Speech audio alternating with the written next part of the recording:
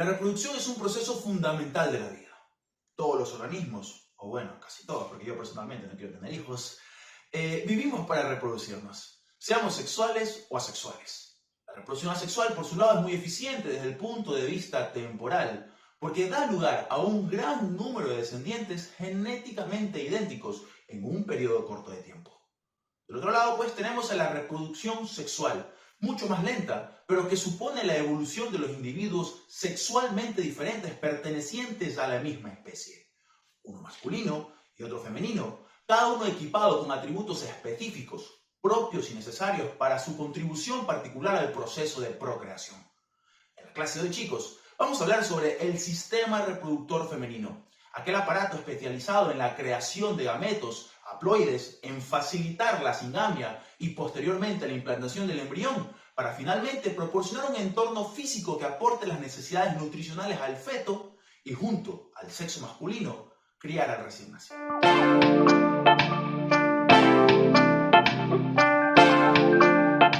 Muy bien, chicos. Primero esperemos que YouTube no me baje el video ni me lo banee. En caso de que eso suceda, lo voy a subir a mi Patreon. Así que nomás para que vayan sabiendo. En caso de que lo vean y luego ya no lo vean. Vamos a hablar entonces sobre el aparato reproductor femenino. Este aparato reproductor femenino pues va a estar compuesto por un conjunto tanto internos y externos de órganos que tienen por objeto pues el mantenimiento de los caracteres sexuales femeninos y de manera secundaria de la reproducción. Este aparato reproductor femenino va a estar compuesto por órganos internos como lo son los ovarios, las trompas de falopio o tubas ováricas o tubas uterinas que también le llaman, el útero y la vagina. Y luego tenemos órganos externos que incluye pues el monte del pubis, labios mayores y menores, el clítoris, el vestíbulo vaginal, el himen y el orificio uretral externo.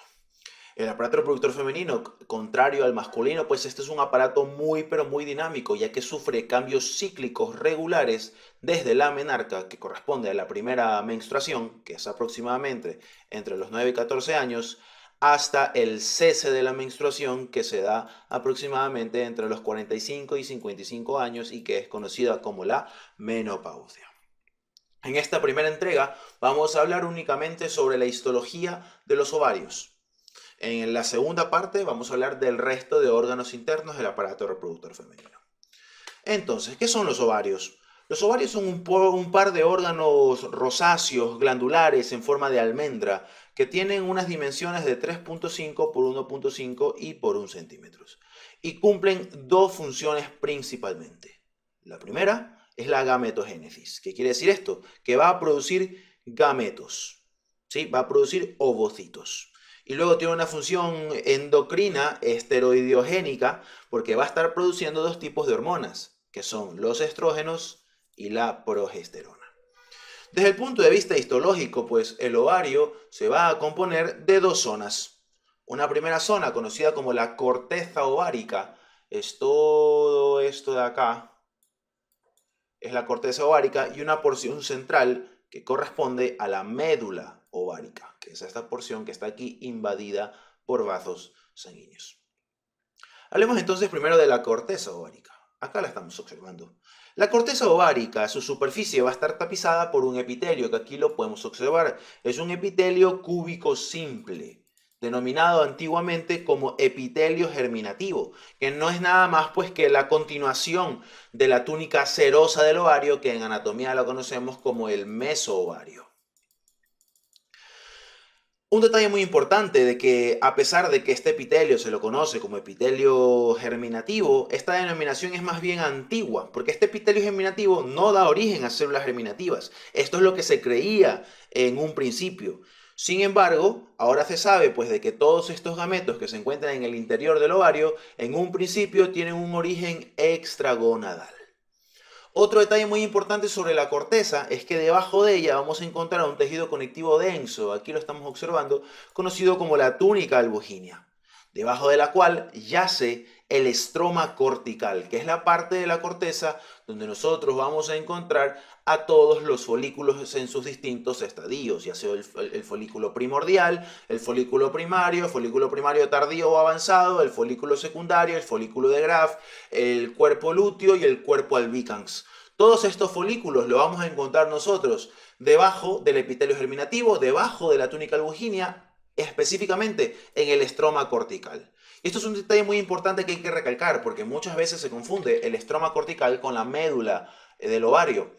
Tanto la médula del ovario como el estroma cortical están compuestos por los mismos elementos. Sin embargo, la médula carece de folículos. Y eso es lo que diferencia el estroma cortical de la médula ovárica. Porque en el estroma, les repito, tenemos a los folículos en sus distintos estadios. Luego tenemos por acá la médula ovárica, que es una médula que está compuesta por tejido conectivo laxo, por vasos sanguíneos y nervios que entran por su hilio. Aquí estamos observando, este es el hilio del ovario. Y que más nada, simplemente es un lugar donde tenemos vasos sanguíneos, tejido conectivo, por ahí células inmunitarias y listo, se acabó. Eso es en cuanto a la médula. Y ahora tenemos a los folículos, la parte más importante del ovario, los folículos. ¿Qué son estos folículos? Analicemos esta imagen que tenemos acá a la izquierda. Los folículos, chicos, a la derecha, perdón. Son estas estructuras redondeadas que están cubiertos por un epitelio en cuyo centro encontramos al ovocito. ¿Sí? El ovocito es una célula haploidea que se encuentra en el centro del folículo, ya sea primario, secundario o de Graf. Es decir, que la célula se va a rodear de su propio epitelio hasta las partes finales de su estadio, donde es liberado durante los días fértiles del ciclo ovárico. Y eso es un detalle muy, pero muy importante que debemos entender y algo extremadamente raro que no sucede todos los días ni en todas las partes del cuerpo. Una célula se rodea de células, ¿sí? Es una célula que posee su propio epitelio. Un detalle muy importante es que durante la vida intrauterina se forman todos los folículos ováricos que va a tener una mujer, que son aproximadamente entre 600.000 y 800.000 folículos ováricos primordiales, de los cuales solo 400 serán ovulados durante la vida fértil de la mujer. ¿Qué significa esto? Hace un momento les dije que la primera menstruación se da entre los 9 a los 14 años, siendo como media los 12 años. Mientras que la menopausia es entre los 45 y 55, siendo la edad media los 50. Entre 50 y 12 años hay un total de 38 años aproximadamente. 38 años que es el tiempo de periodo fértil que tiene la mujer. Si estos 38 años los multiplicamos por 12, porque 12 meses tiene un año, y aproximadamente un ciclo completo dura aproximadamente 28 días, más o menos nos va a dar un resultado cerca de 400, quizás un poco más, quizás un poco menos, dependiendo del tiempo de edad fértil de la mujer. Pero de aquí es de donde sale esta cantidad, porque un solo ovocito fértil y madurado por completo es liberado cada 28 días. Ahora bien, estos folículos ováricos, como ustedes pueden observar acá, tienen distintos estadios. Tenemos, por ejemplo, los folículos primordiales, luego tenemos a los folículos en crecimiento, que son el folículo primario inicial, el folículo primario avanzado, luego nos encontramos con el folículo secundario y finalmente tenemos al folículo maduro, también conocido como folículo de Graf. Esos son los distintos estadios por los que evoluciona el folículo y lo que vamos a estar hablando a continuación. Empecemos hablando entonces primero del folículo primordial. El folículo primordial, chicos, pues corresponde a la etapa inicial del desarrollo folicular. Estos aparecen aproximadamente al tercer mes de desarrollo fetal y están ubicados en el estroma cortical y miden aproximadamente 30 micras, como aquí pueden observar. ¿Cuáles son las características morfológicas e histológicas del folículo primordial? El primero es que va a estar rodeado por células foliculares planas. Y por fuera de estas células foliculares planas tenemos a las células del estroma cortical, que por lo general son fibroblastos. Aquí lo importante es que el folículo primordial está rodeado por células foliculares planas. En el interior de este folículo primordial nosotros encontramos algo denominado como cuerpos de Balbiani, que no son nada más que acumulaciones de retículo endoplásmico, centriolos, lisosomas, aparato de Golgi y mitocondria dentro del ovoplasma, es decir, dentro del citoplasma del folículo primordial. Aquí de hecho nosotros estamos observando, aquí pueden ver el ovocito rodeado de las células foliculares planas a su alrededor. Un folículo primordial. Luego tenemos a los folículos en crecimiento, que yo les mencioné que puede ser el folículo primario, que a su vez puede ser unilaminar y multilaminar, y luego tenemos al folículo secundario. Entonces, ¿qué sucede con el folículo primario? A medida que va evolucionando, que va madurando el folículo, lo que sucede ahora es que las células foliculares que rodeaban al ovocito dejan de ser planas y ahora se transforman en células cúbicas. Cuando las células planas se transforman en células cúbicas, ese folículo ha dejado de ser primordial y pasa a ser un folículo primario unilaminar, porque solamente tiene o está rodeado por una sola capa de células. Otro detalle muy importante, si es que se dan cuenta, es que entre las células foliculares y el ovocito, en el folículo primario unilaminar, existe una pequeña capa. Acá la estoy señalando de color rojo. Esa capa que está ahí, esta cubierta extracelular, es lo que se conoce como la zona pelúcida. Muy importante, zona pelúcida. Zona pelúcida que va a estar formada por glucoproteínas, como por ejemplo ZP1, ZP2 y ZP3.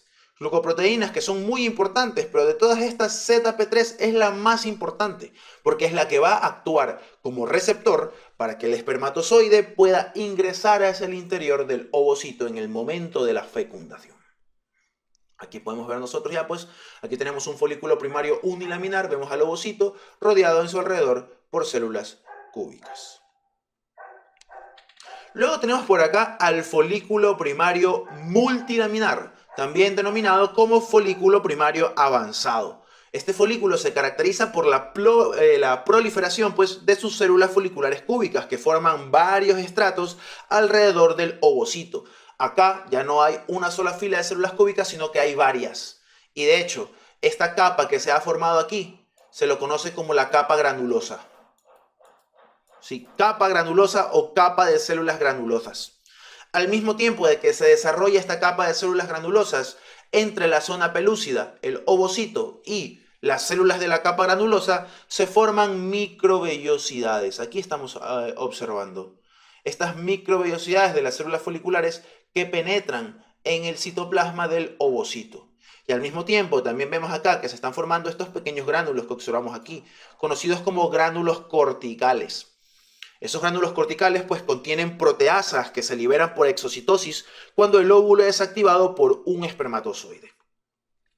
Muy importante, chicos, estos detalles que les acabo de mencionar.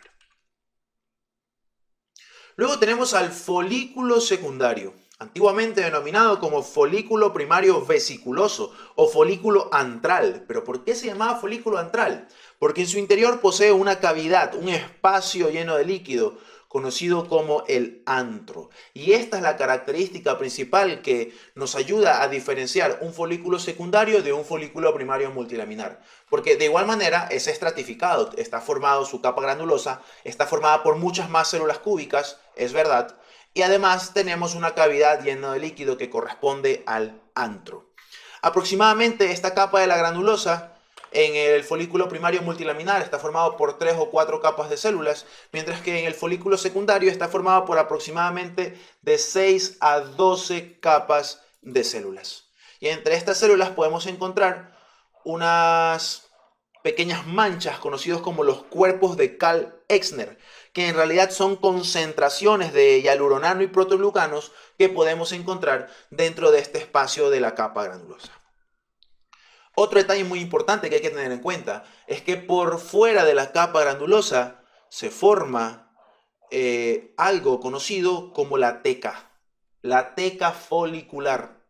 Mucho ojo con lo que les voy a mencionar ahora, porque esta teca folicular, aquí la estamos observando y acá se ha hecho un zoom, se encuentra por fuera de la lámina basal del folículo secundario y se da por la interacción de las células de la corteza del estroma cortical y de los vasos sanguíneos que comienzan a rodear al folículo secundario. Esta teca pues se divide en dos capas, esta teca folicular, en una teca interna y en una teca externa. La teca interna es la capa vascularizada, que está formada por células cúbicas, como aquí pueden observar, y estas células lo importante es que poseen receptores de hormona luteinizante, que hace que se secreten andrógenos que luego serán convertidos en estrógenos por parte de las células granulosas. Y ya vamos a ver cuál es la función que tienen estos andrógenos, tanto el estrógeno como la progesterona, para poder asegurar el proceso de maduración del folículo. Y luego tenemos una teca externa, que obviamente es la capa más externa de la teca folicular y que va a estar formada por fibroblastos y células de músculo liso que van a estar encapsulando, por así decir, al folículo. Y finalmente, por acá, tenemos al folículo maduro. El folículo maduro, también denominado como folículo de Graf. Vemos que a medida que el folículo se va desarrollando, siempre se va volviendo mucho más grande. El antro, como podemos observar, adquiere la forma de una semiluna, mientras que las capas de las células de la capa granulosa, vemos que rodean al ovocito y forman esta estructura conocida como la corona radiada. Aquí la estamos observando. La capa granulosa que rodea al ovocito y que lo mantiene, por así decirlo, flotando en el antro folicular, se lo conoce como corona radiada. Mientras que aquellas células que unen al ovocito y la corona radiada al resto de la capa granulosa se llama cúmulo ovóforo. Ahí lo estamos observando. Este folículo de Graf, chicos, es tan grande que presenta aproximadamente un diámetro total de 10 milímetros. Es decir, puede llegar a medir hasta 1 centímetro. Un folículo de Graf lo podemos percibir tanto al tacto como a la vista. De hecho, en algunas cirugías de aparato reproductor se ha visto el momento exacto en donde el folículo es liberado por fuera del ovario y en realidad es un espectáculo brutal. Y bueno, para terminar ya aquí con esto del folículo de Graf, finalmente pues el ovocito es liberado a la luz de las trompas de falopio durante cada ciclo ovárico y la porción restante, porque solamente es liberado, esta porción de aquí es liberada, lo que resta dentro del ovario se convierte en cuerpo lúteo y es lo que vamos a hablar a continuación. Aquí lo estamos observando, cuerpo lúteo. El cuerpo lúteo también es conocido como cuerpo amarillo por su alto contenido lipídico. Es una estructura pues de gran tamaño, vemos que de bordes muy irregulares, de hecho siempre me gusta dibujarlo como una pequeña nube, cuya presencia, en el momento que nosotros veamos un cuerpo lúteo en un corte histológico, significa que se ha producido un ciclo ovárico. El cuerpo lúteo solamente se encuentra presente una vez de que se ha liberado el ovocito del folículo maduro. Lo que resta del folículo se convierte en este cuerpo lúteo que evoluciona progresivamente primero a un cuerpo hemorrágico porque dentro de sí va a contener sangre producto de los vasos sanguíneos que lo estaban rodeando y luego del cuerpo hemorrágico el cuerpo lúteo se transforma en un cuerpo fibroso por la proliferación de fibroblastos que lo rodean dentro del estroma cortical. Ultraestructuralmente, el cuerpo lúteo posee dos tipos de células. Tiene células luteínicas de la granulosa, que son las células ubicadas más hacia el centro. Aquí las estamos observando, ¿sí? Son células ubicadas en el centro que son responsables de la secreción de progesterona y estrógenos e inhibina, ¿sí?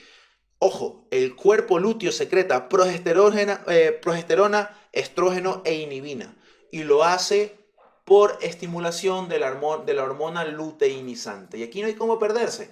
Hormona luteinizante, ¿dónde trabaja? En el cuerpo lúteo. ¿Qué hace en el cuerpo lúteo? Que produzca estrógeno, progesterona e inhibina.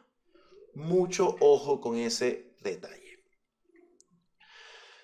En caso de que se llegue a producir la fecundación y la implantación, el cuerpo lúteo tiene la función de preservar el embarazo más o menos hasta la 8ª y la 10ª semana.